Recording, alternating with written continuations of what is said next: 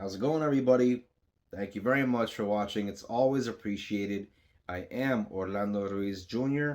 Welcome to another classic movie review. As you can no doubt tell from the thumbnail you just clicked on, you are watching a review of Scream 7. My review, that is. What do I think? Well, about to tell you. This was directed by Kevin Williamson, who also wrote the first, second, and fourth film, co-written by Guy Busick and Kevin Williamson. And you have returning Neve Campbell. You also have Courtney Cox, and you also have Mason Gooding and Jasmine Savoy Brown, and you also have Joel McHale. You also have um, what's her name, Isabella May as Sydney's daughter in this, and McKenna Grace. That's right. With this movie being the seventh installment in a franchise that this year turns 30 years old, I gotta say, I had my reservations about this one, especially since the last one really let me down. But I kept telling myself, you know what? It's Kevin Williamson coming back. There's a good chance this is going to be, something special, especially since you got Sydney Prescott, Neve Campbell back. She's always so much fun to watch in this role. And so I had hope, I was hoping it was going to be, at least okay. But I'm happy to say I thought this was more than okay. I got to say, I had a great time at the theater watching this movie. When it comes to characterization and character development in this movie, I think they do a good job with the main characters because that's where it's really needed when it comes to Sydney Prescott or her daughter Tatum, played by Isabel May. They do a good job with fleshing out their relationship and their whole, dynamic in the movie. But when it comes to the cannon fodder, when it comes to the side characters, there's not much development there. And you know what? It doesn't matter. This is a slasher movie. Certain characters are there mainly to be cannon fodder, and I have no problem with that. Something else that I really appreciated and found quite refreshing with Scream 7 is this one doesn't go overboard with the meta commentary, unlike the fifth and sixth movie, which, when it comes to beating a dead horse, it's really overdone by the time you get to number six. I mean, how many times do we have to hear a Randy type character give us the rules of these movies? We all know the rules by now, and it's starting to feel like every time they say these rules, it's just a way to cover up the fact that, they always say, anyone can go, anyone can die. Not true, because the fact is, there's always going to be certain characters that have plot armor. I mean, we've all seen some of these characters survive through multiple movies, and so the role scene is usually just bullshit at this point. And so I'm glad that this one kept that kind of thing kind of to a minimum, which I liked. In the previous two movies, 5 and 6, it was pretty predictable when it comes to the killer outcome. And so with this one, I gotta say, this one surprised me. I did not guess the killers in this one, but the marketing of this movie is very misleading, and Matthew Lillard's face and name are all over this movie when it comes to the marketing, and they know what they're doing. It's a big misdirect, and I'm sure that people that are fans of this movie and this series, they can see that whole misdirect coming a mile away. In the end, I don't think that's a detriment to the movie overall, because the movie does have fun with that misdirect by toying with the audience and toying with the Sydney character, who, by the way, in my opinion, I think that Neve Campbell, this is her best performance as Sydney since the first movie. She is terrific playing, the older Sydney, the one that has this responsibility of trying to make sure that her daughter doesn't share her fate or succumb to the fate of her friends in, the previous installments, which really adds some high stakes. As a fan of Scream, it's really cool to see the evolution of the Sydney character throughout these movies, from high school student to college years to adulthood to motherhood, or now in this newest film, her daughter is the same age that Sydney was in the first film, and the chemistry between Isabella May and Neve Campbell as mother and daughter, that whole dynamic really works and it feels very genuine and on point. Also, I gotta say, when it comes to Gale Weathers in these movies, in the last few movies, I've always found her very annoying. I'm just really tired of this character, and I'm just so ready to see her gone. I'm really just wanting, at this point, I just want her, out of there.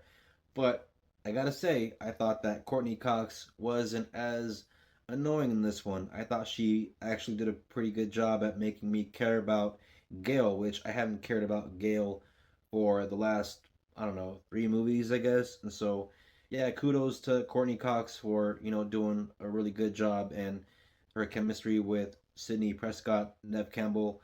All the Gale Sydney scenes in this movie really worked for me. I thought they were some of the best parts of the movie. And also, really nice having the Meek twins in there, Mason Gooding and Jasmine Savoy Brown. By now, those characters have earned my respect because I find their characters to be quite charming and likable. And those are all the good things that I can say about this movie. If there is one negative, and when I think about it, there is one big negative, and that has to do with, I'm not going to spoil anything, but the overall motive for, the killers by the end of this film, it's not the strongest motive in my eyes, but I haven't felt that way about any of the motives for the past couple movies, to be honest. I've always, well, from the fourth movie on, I've always found the motives to be kind of weak, but that doesn't really, tarnish the movie in my eyes. I think there are so many strong points when it comes to set pieces and suspense, and most of all, kills. It's the kills where, I really am like, that's what I'm talking about, Scream. You know what I like. The blood, guts. That's what I come for. That's what I want to see when I see a Scream movie in the theater. I want to see people running for their lives, and I want to see somebody in a defenseless spot where there's no way they can get out of this one, and then nope, they don't.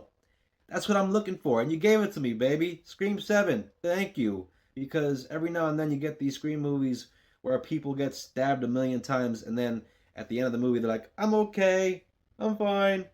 Nope, not in this one. Well, there's one character that kind of happens, but doesn't get stabbed in a way where it's like definitive. Some of these movies, they get stabbed ridiculously to the point where there's no way they could have survived, yet, they're like, okay, I'm still here. But yeah, this one corrected some of that in my eyes. And so, yeah, this one is definitely a big step up from the previous one. And I think I might even like this one more than the fifth one. And I really like the fifth one a lot, but on rewatches, it's not holding up as well as I thought it would. So, yeah, if I was to give you my ranking, I gotta say one, two, um, this one. This one to me, this is like, this one is the Scream 3 I think I always wanted. Even though I do like Scream 3, like our original Scream 3, written by Aaron Kruger and not Ken Williamson, that one has some appeal, some early 2000s nostalgia that I do dig. But this has Kevin Williamson written all over it in terms of the Scream feel. This one gives me the feels because a lot of people I know they love the fourth movie, although Ken Williamson wrote that one, but that one just has way too much of a CW feel that I just cannot stand. And I know a lot of people are going to disagree with me. This movie's getting a lot of hate on the internet, but that's okay. All film is subjective. We all have our own little opinions, and we all come to these movies with our own preconceived notions of what we want to see up on the screen. And so if this didn't do it for you, I get it. Maybe you're feeling what I felt when I went to go see Scream 4, like when the poster said, new decade, new rules, and then I went up to see Scream 4 and I thought, bullshit, same old shit. So, I mean, at a certain point, these movies are kind of like comfort food. If it feels like the same old shit, maybe that's a good thing for you. If it feels like the same old shit and you didn't want that, maybe that's a bad thing for you. And, I went to go see this with a couple of my daughters who, one was kind of lukewarm about it. The other one was just like, I'm not interested anymore. And I get it. At a certain point, it's going to feel repetitious and just flat out redundant and just like deja vu. And when you get to number 7, it probably felt that way, a few movies ago. Believe it or not, I'm even thinking about going back and seeing it again. That's how much I like this movie.